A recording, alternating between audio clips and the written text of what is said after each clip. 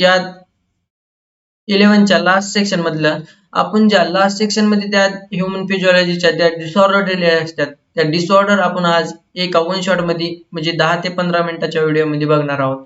तर त्या डिसऑर्डर मध्ये बघा टोटल ह्यूमन फिजिओलॉजी मध्ये 7 चॅप्टर आहेत. तर 7 चॅप्टर पैकी 5 चॅप्टर मध्ये आपल्याला लास्टला काय दिलेले आहेत तर डिसऑर्डर दिलेले आहेत. तर त्या एक बाय एक आपण बघूया. तर ह्यूमन फिजिओलॉजीच्या डिसऑर्डर ऑल डिसऑर्डर आपण आज बघणार आहोत. तर चॅनलला सबस्क्राईब केलं नसेल तर चॅनलला नक्कीच सबस्क्राईब करा, कारण की यासारखे व्हिडिओ आपण पुन्हा पुन्हा या चॅनलवर देणार आहोत. तर त्यामध्ये बघा पहिला चॅप्टर.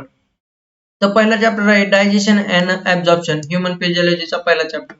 त्यामधले डिसऑर्डर बघा. जॉन्डिस. आता जॉन्डिस काय आहे? The liver is affected and the skin eyes turn yellow due to the deposited of the bile pigment. आता bile pigment deposit झाल्यामुळे तिथं जॉन्डिस हा डिसीज होतोय.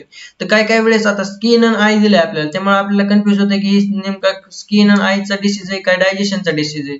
त्याने तर हा डिसीज जॉन्डिस जो आहे ती डायजेशनचा डिसीज आहे. त्यानंतरचा जो सेकंड नंबरचा डिसीज आहे डिसऑर्डर ती आहे वॉमिटिंग. आता ह्यामध्ये काय होते बघा. तर it is the ejection of the stomach content through a mouth, म्हणजे जी पोटातलं अन्न आहे ती माउथ द्वारा काय होणे इजेक्शन होणार. द रिफ्लेक्स ऍक्शन ही एक महत्वाचा क्वेश्चन होऊ शकते की ही एक रिफ्लेक्स ऍक्शन म्हणून ओळखली जाते. ही रिफ्लेक्स ऍक्शन कुणी कंट्रोल केली जाते तर त्यामध्ये ओमेटिंग सेंटर असते त्याला म्हटले जाते मिडल ऑब्लिगेटा. तर त्यांनी काय केलं जाते ही कंट्रोल केलं जाते. फिलिंग ऑफ नॉइजा म्हणजे एक मळमळ होणे ही एक याची फंक्शन ही एक याचा डिसऑर्डरचं एक दिसून येते. तर त्यानंतर जी प्री वेडिंग ओमिटिंग व्हायच्या आधी जी आपल्याला अनकॉन्शियसनेस फील होत असते ते ह्यामध्ये होते. तर त्यानंतर जो डिसऑर्डर आहे ती आहे डायरिया. तर डायरियामध्ये बघा काय होते. डायरियामध्ये abnormal frequency of a bowel movement, ह्यामध्ये abnormal frequency of the bowel movement होती. त्यानंतर इन्क्रीज इन लिक्विडिटी इन्क्रीज होती. तर त्यामध्ये faecal discharge known as the diarrhoea. तर त्या डिसऑर्डरला काय म्हणते डायरिया. आणि त्यामध्ये फिकल डिस्चार्ज मध्ये लिक्विडिटी जास्त इन्क्रीज होते. आणि reduced absorption of the food. आता फूड ऍब्झॉर्प्शन ह्यामध्ये काय होणार, आता लिक्विडिटी वाढली ना फिकल ऍब्झॉर्प्शन मध्ये, फिकल मध्ये काय व्हायला लागलं लिक्विड जास्त यायला लागलं, त्यामुळे काय व्हायला लागले वॉटर मार्फत जी ऍब्झॉर्ब केल्या जाणारे प्रोडक्ट होते ती ऍब्झॉर्ब केले जाणार नाहीत व फिकल मार्फत ते काय निघून जाणार बॉडीतनं. तर हे झालं 3 नंबरचा डिसऑर्डर. त्यानंतरचा कॉन्स्टिपेशन आपल्याला दिलाय. तर कॉन्स्टिपेशन मध्ये काय होतंय, in constipation the faeces are retained within the colon. तर कोलन मध्येच काय होतंय ती फिसेस जे असतात आपले एक्सक्रेटेड प्रोडक्ट ती काय होतात कोलन. आता असेंडिंग कोलन डिसेंडिंग कोलन ही 3 टाइपचे 4 पार्ट असतात आणि सिलम ही सिकम पण ह्याचाच पार्ट आहे. तर त्यानंतर बाउल मुवमेंट ऑकर इरेग्युलरली. तर ह्यामध्ये बघा इथं काय होत होतं बाउल. आता डायरियामध्ये काय होते abnormal frequency of the bowel movement होती आणि लिक्विडिटी इन्क्रीज होत होती.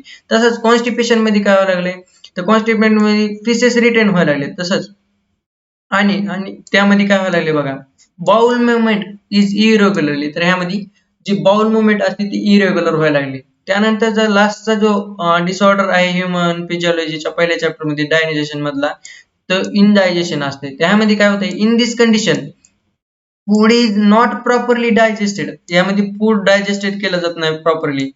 Feeling of fullness. आता पोट भरल्यासारखं होते ह्यामध्ये. The cause of indigestion is inadequate enzyme secretion, त्यामुळे एक होऊ शकते. त्यानंतर एनेक्झिसिटी आणि त्यानंतर फूड पॉइझनिंग आणि ओव्हर इटिंग किंवा स्पायसी फूड खाण्यामुळे इनडायजेशन आपल्याला होऊ शकते. तर हा झाला ह्यूमन फिजिओलॉजीचा पहिला चॅप्टर. त्यामध्ये काय डायजेशन अँड ऍब्झॉर्प्शन आणि त्याच्यामधले काय होते डिसऑर्डर. त्यानंतर नेक्स्ट चॅप्टर जो आहे तो आहे रेस्पिरेटरी सिस्टीम डिसऑर्डर. तर त्यामध्ये बघा 3 टाइपचे डिसऑर्डर आपल्याला दिलेले आहेत. पहिला आहे अस्थमा. आता हे ज्यातनं क्वेश्चन विचारले जातात. अस्थमा काय आहे, it is the difficulty in breathing causes wheezing due to the inflammation of the bronchial आणि ब्रॉन्काय आणि ब्रॉन्क्युलचं काय होते त्यामध्ये इन्फ्लॅमेशन होते. त्यानंतरचा जो डिसऑर्डर आहे तो आहे एम्फायसेमा. आता एम्फायसेमा मध्ये काय ही क्रोनिक डिसऑर्डर आहे, म्हणजे त्याला सिरियसनेस याच्यामध्ये जास्त असली पाहिजे आपल्याला, नाहीतर डेथ पण होऊ शकते. तर क्रोनिक डिसऑर्डर आहे in which the alveolar wall काय होते डॅमेज होते due to which respiratory surface काय होती डिक्रीज होती.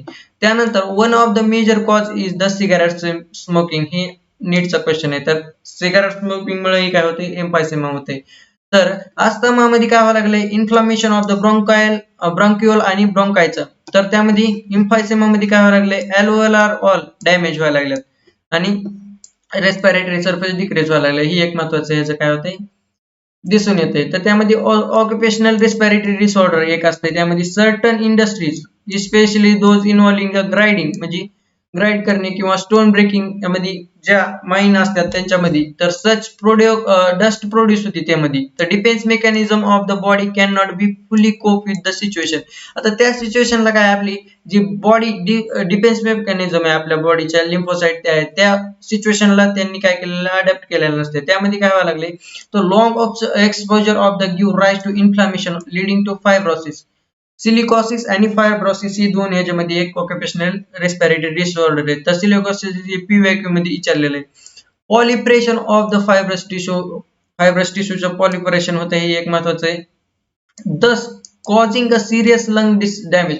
त्यामध्ये लंग डॅमेज होऊ शकते आपलं. तर ही एक महत्वाचं आहे. लंग कोणत्या डिसऑर्डर कोणत्या ह्यानी होते तर ऑक्युपेशनल रेस्पिरेटरी डिसऑर्डर म्हणजे ORD ने होते ते. Workers in such industry should be wear protective mask. आता कोरोना चालू आहे त्यामुळे तर मास्क वापरायचे, पण त्यांनी पण त्या जिथं डस्ट प्रोड्यूस होते त्यामध्ये काय केलं जातं तिथं त्यांनी मास्क वेअर केलं पाहिजे. तर त्यानंतरचा जो चॅप्टर आहे ह्युमन फिजिओलॉजी मधला सर्क्युलेशन. तर सर्क्युलेशन मध्ये बघा पहिला डिसऑर्डर आहे हाय ब्लड प्रेशर किंवा हायपरटेन्शन म्हटलं जातं त्याला.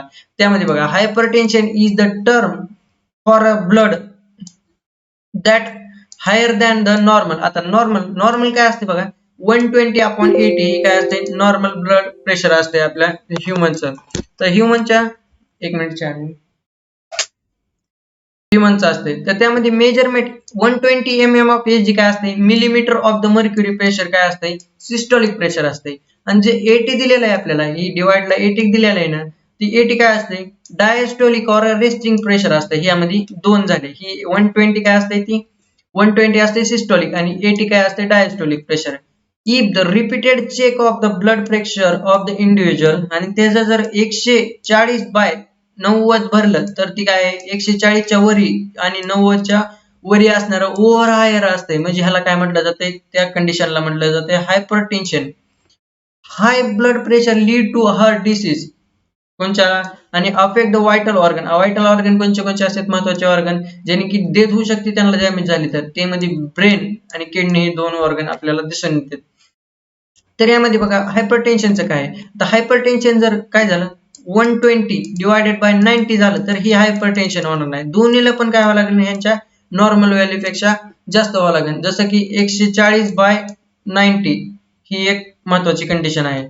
तर त्यानंतरचं करोनरी आर्टरी डिसीज म्हणजे ह्यालाच CAD कॅड म्हणून ओळखलं जाते. तर करोनरी आर्टरी डिसीज काय आहे often refers to as atherosclerosis. Arteriosclerosis पण असते आणि एथेरोस्क्लेरोसिस म्हणजे काय असते CAD असते. ते महत्वाचे ध्यानात ठेवा. अफेक्ट द ब्लड वेसलला अफेक्ट करते. Is supply of the blood to heart muscle हे काय होते त्याला अफेक्ट करायला लागते. तर it cause by the deposition of the calcium fat आणि कोलेस्ट्रॉल ह्यामध्ये काय होते डिपॉझिशन होते कुठं आणि फायब्रस टिश्यू जर तिथं डिपॉझिशन झाल्यामुळे ती जी वेसल आहे ना ती नॅरो होती. नॅरो झाल्यामुळे ब्लड फ्लो काय होते तिथं अफेक्ट होते. Which make them the lumen of artery काय होते नॅरो होते. आता सांगितल्याप्रमाणे की त्याच्या लुमेन बारीक झाल्यामुळे काय होणार ब्लडचा फ्लो तिथं रेग्युलरली होणार नाही. तर त्यामधला एक झालं. तर त्यानंतर त्याच धड्यामधला काय करोनरी आर्टरी म्हणजे सर्क्युलेशन मधला अंजायना पेक्ट्रोसिस ही एक महत्वाचा डिसीज असतो. तर त्यामध्ये बघा डिसीज नाही म्हणता येणार डिसऑर्डर म्हणता येणार. It is called as the angina pectoris as a symptom of the acute chest pain होती. हे एक महत्वाचं symptom acute chest pain appear no enough oxygen reaching to heart मसलला काय होते तिथं इनफ ऑक्सिजन तिथं म्हणजे प्रोड्यूस तर होते इनहेल तर केलं जाते पण तिथं पोहोचवला जात नाही. तर त्यानंतर जे आहे angina can occur in a men आणि वुमन दोघांमध्ये पण होऊ शकतोय एनी एज म्हणजे कोणत्या पण एज मध्ये. बट ही कोणामध्ये कॉमन जास्त असते तर मिडल एज आणि एल्डरली मध्ये काय असते ही कॉमन असते. म्हणजे म्हाताऱ्या व्यक्तीत किंवा मिडल एज म्हणजे यांच्यामध्ये जास्त कॉमन असते. It occurs due to the condition that affect the blood flow. हे पण ब्लड फ्लो काय करते अफेक्ट करते. त्यानंतरचं जे डिसीज मग किंवा डिसऑर्डर आहे हार्ट फेलियर. आता हार्ट फेलियर मध्ये बघा, heart failure means the state of a heart Wien it not pumping a blood effectively. आता ह्यामध्ये ब्लड काय करते, इफेक्टिव्हली पंप करत नाही आणि enough to meet the needs of the body, आणि ती बॉडीची जी नीड असते त्याला पूर्तता करत नाही, तर त्यामध्ये ही होते हार्ट फेलियर. ह्याला काय म्हणतात, कंजिगेटिव्ह हार्ट फेलियर, म्हणजे ह्यालाच काय म्हटलं जाते, CHF किंवा CHD हे म्हणलं जाते ह्याला. तर because of the conjugation of the lungs is one of the major symptom of the disease. तर ही महत्वाचं आहे, ही काय कंजुगेशन ऑफ द लंग्स होते यामध्ये. तर heart failure is not same as the cardiac arrest. He line महत्वाची सगळ्यात जास्त, एनसीआरटीची लाईन आहे. Heart failure is not same as the cardiac arrest. तर कार्डियक अरेस्ट मध्ये काय होते, कार्डियक अरेस्ट म्हणजे काय असते, अरेस्ट म्हणजे थांबणे आणि कार्डियक म्हणजे हार्ट. हार्ट स्टॉप बीटिंग ही काय मध्ये होते कार्डियक अरेस्ट मध्ये. आणि हार्ट अटॅक यामध्ये पण काय होते बघा, Wien the heart muscle is suddenly damage होती आणि इनॅक्युरेट ब्लड सप्लाय ही काय होते, इनॅक्युरेट होते. ह्यामध्ये काय होते, आता 3 टाईपचे येतं. हार्ट फेलियर म्हणजे काय करणे, इनफ ऑक्सिजन किंवा ती पूर्तता करत नाही ब्लडची त्यामध्ये. दुसरा काय आहे, दुसरा आहे कार्डियक अरेस्ट, त्यामध्ये अरेस्ट म्हणजे हार्ट स्टॉप करते बीटिंग करण्याचं. आणि तिसरं जे आहे हार्ट अटॅक, तर ह्यामध्ये मसल डॅमेज होते कोणाची, हार्टची, आणि ह्यामध्ये इनॅक्युरेट ब्लड सप्लाय होते. तर ही झाला ब्लड सर्क्युलेशन मधले हे डिसऑर्डर. त्यानंतरचा जो चॅप्टर आहे excretory system of excretory system मधले डिसऑर्डर, त्यामध्ये युरेमिया. आता युरेमिया काय आहे, malfunctioning of the kidney can leads to accumulation of the urea.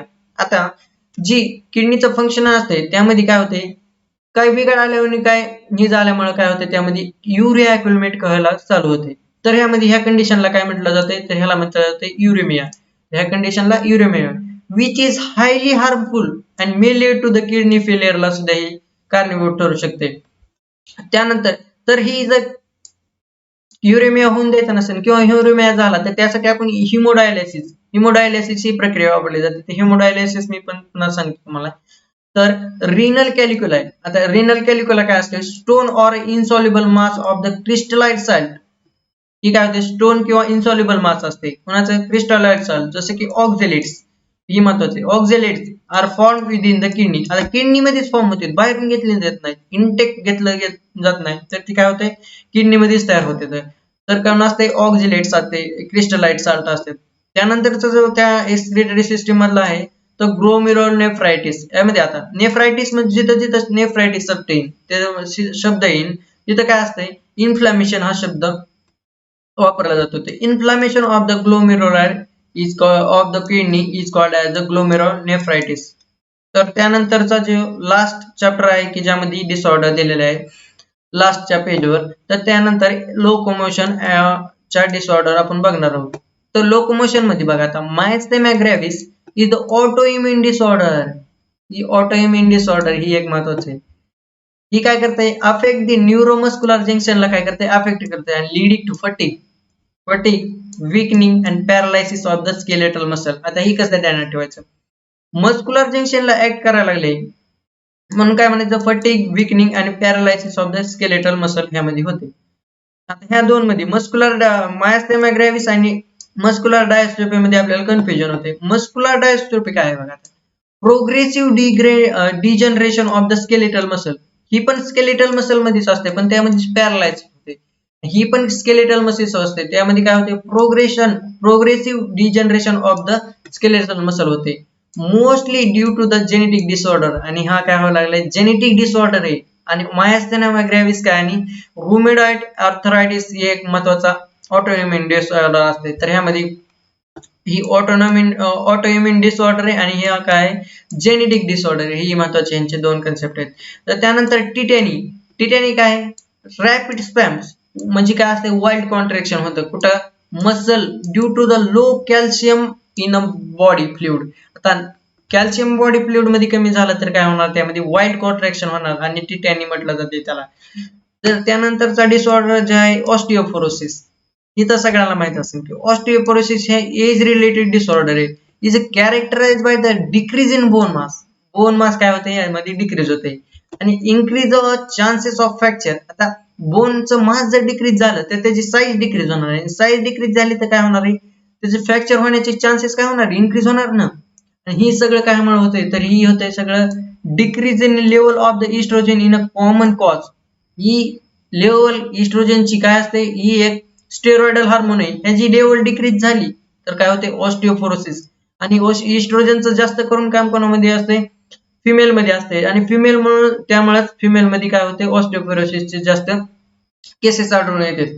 तर त्यानंतर जे आहे लास्टचा डिसीज गाऊट. आता गाऊट काय आहे बघा, inflammation of the joints due to accumulation of the uric acid.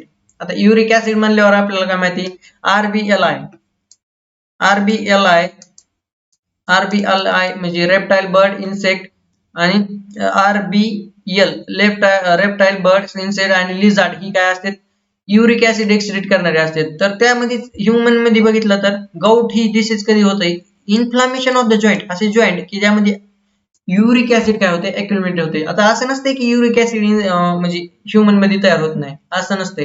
तर युरिक ऍसिड ह्युमन मध्ये पण तयार होत असतं, आणि त्यामध्ये इन्फ्लेमेशन काय होते, त्या जॉइंट मध्ये ती युरिक ऍसिड जाऊन फसते, आणि त्या युरिक ऍसिड मुळे काय होते, आपल्याला पेन व्हायला सुरू होते त्या जॉइंट मध्ये, आणि त्यालाच म्हटलं जाते गाऊट. तर त्यानंतरचं जे लास्टचा डिसीज आहे किंवा डिसऑर्डर आहे ते अर्थरायटिस. आता अर्थरायटिस म्हणजे मी सांगितलं की रायटिस हा शब्द आयटिस जिथे येईल तिथे इन्फ्लेमेशन ऑफ द जॉइंट असते. जसं की ग्लोमेरुलर नेफ्रायटिस, ज्यामध्ये ग्लोमेरुलर काय होते, इन्फ्लेमेशन होते. तर ही झाले आपले सगळे डिसऑर्डर काय मधले, ह्युमन फिजियोलॉजी म्हणजे डिसऑर्डर. आता ह्याच मध्ये आपण बघितलं तर केमिकल कोऑर्डिनेशन आणि केमिकल कंट्रोल कोऑर्डिनेशन मध्ये पण काय आहे, थोडे डिसऑर्डर दिलेले आहेत, पण ते स्कॅटर फॉर्म मध्ये दिलेले आहेत. तर मी एका जागेवर गोळा करून तुम्हाला ती सांगण्याचा प्रयत्न करेन. तर जर व्हिडिओ आवडला असेल तर नक्की लाईक, शेअर व सबस्क्राईब करायला विसरू नका, कारण की ह्या व्हिडिओला तयार करण्यासाठी, या पीपीटी तयार करण्यासाठी खूप टाइम जातोय. आणि व्हिडिओ खरंच आवडला असेल तर लाईक, शेअर, सबस्क्राईब करा. जय हिंद, जय महाराष्ट्र.